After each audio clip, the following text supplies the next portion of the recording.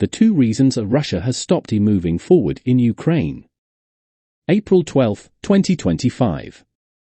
Despite local advances, the Russian military is struggling to maintain its offensive operations after almost one full year on the attack. The Russian military seems to be running out of steam in Ukraine. For 4 months in a row, the Russian forces have been advancing at an increasingly slower pace. Russia's offensive has stalled.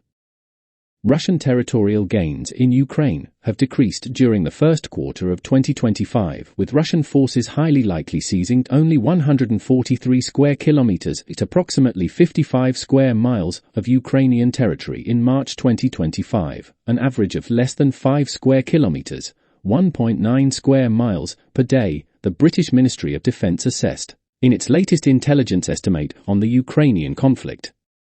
The Russian advance has been steadily slowing down since November.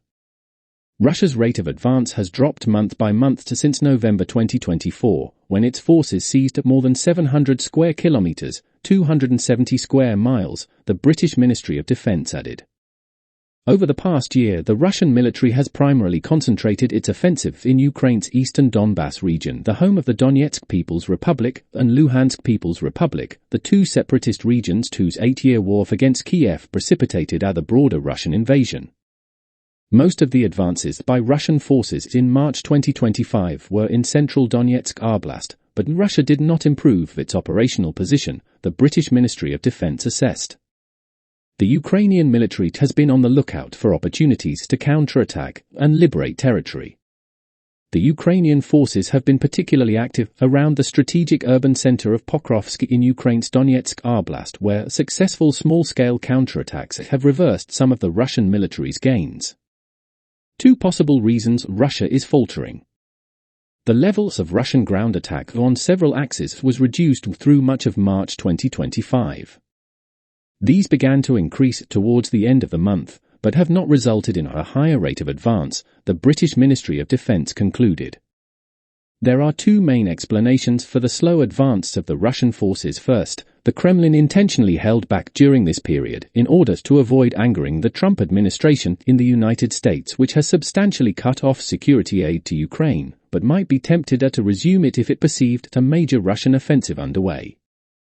Second, the Russian military is struggling to maintain its offensive operations after almost one full year on the attack. Of course, these two reasons could go hand in hand and exist simultaneously.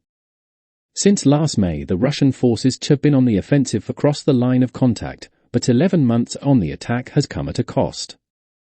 During that period, the Russian military, paramilitary units and pro-Russian separatist forces lost approximately 400,000 men killed and wounded.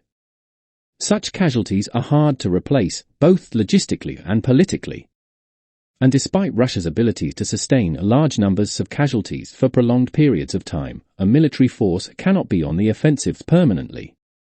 Whatever the actual reason behind the stalling of the Russian offensive capability, the reality on the battlefield is that the Ukrainian forces seem to be holding their ground. By National Interest story by Stavros Atlamazoglu, April 12, 2025.